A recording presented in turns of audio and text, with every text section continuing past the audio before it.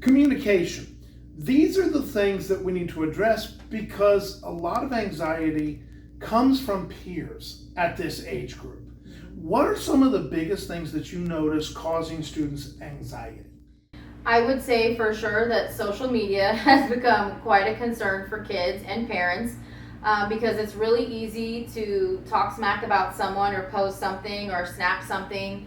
And then that's out there for everyone to see. And when you're over it, doesn't mean the person that you were talking about is necessarily over it. So that's something that I hear a lot, middle school and high school, is that the social media is a problem. Grades, I would say over the past year, like kids struggling with their grades and not asking for help. And that goes back to the importance of communication.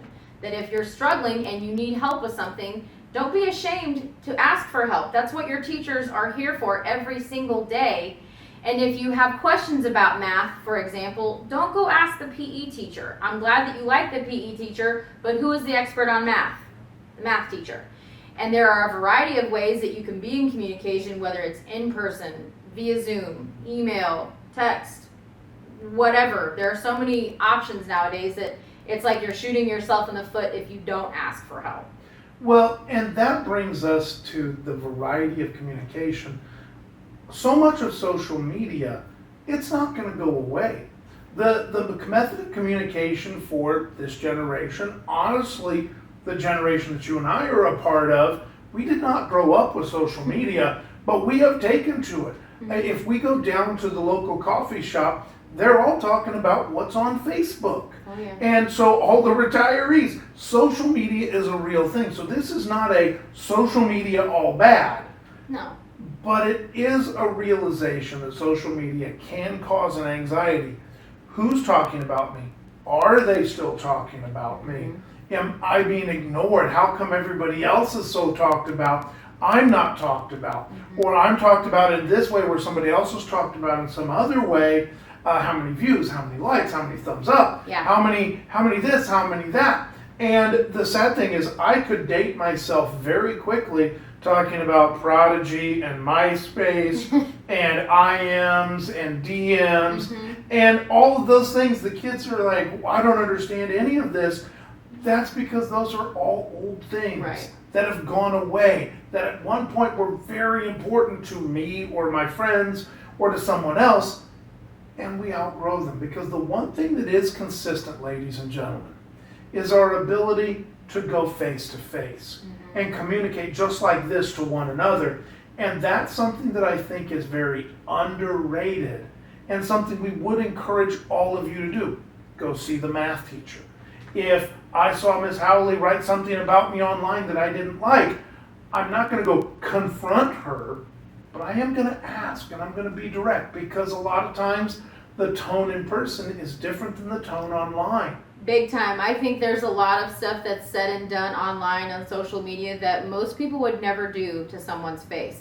And I think that social media has made it very easy and very quick to put things out there, and then you can't undo that. And I think a lot of people are to a point scared to have physical face-to-face conversations, whether it's confronting or conversing, however you want to view that. But it takes a lot of guts and confidence to go have a conversation and ask someone, why did you do this? What was the purpose of this? You hurt me. I'm offended by this. How do we make this better? That takes a pretty mature person to do that. And some of our students and adults aren't ready for that. Well, and this is also another place where COVID comes into play because for so many adults for whom direct communication is our go-to move, we didn't have that. And when you don't have the go-to of direct communication, especially now as teenagers, where the social media is the only communication, why were so many kids anxious to come back to school? I'm pretty confident it's not the geometry. I'm pretty confident it's not the Shakespeare. I'm pretty sure everybody wanted to come back to school because they wanted to see friends. They wanted to interact with friends because I can get a much better read on what you mean about me, feel about me, think about me when not only are you saying it via your thumbs, but you're saying it with your face, with your body language, with your tone. It's a lot more clear in person, which is one of the reasons why there's depression or anxiety. Face-to-face communication is absolutely the key to dealing with all of these issues. I would say that that's been a huge part. I think that teenagers by nature are very social beings, and they thrive on that being together and spending time together and doing activities together. So having that essentially ripped from them, and any expectations of routine that they've had over the past year has been disrupted. And I think it's hard enough for adults to deal with changes like that. Again, kids aren't necessarily equipped to know how to deal with all of these massive changes. So when we essentially told them, you're not going to school, you're not doing sports, you can't hang out with your friends, you really can't do anything other than sit home and be on your Chromebook or on your phone, that's really hard. That's really hard. It's almost like you're in a closet talking to yourself, because the only thing you hear is your own echo. Pretty much. And then when you see things posted online, like you mentioned earlier, you infer your own tone and what the under meaning of those messages are. Again, when you're talking face to face with someone, you can hear their volume, their tone, their body language, all of those nonverbal communication components that help you make sense of what someone's trying to say. And I think a lot of the misunderstandings and things that happen online and with social media is that when you just see something typed out, you miss out on all those important parts of communication. When we come back to all of these, communication is the key. Get that communication going, and again, let's remind them of the best team.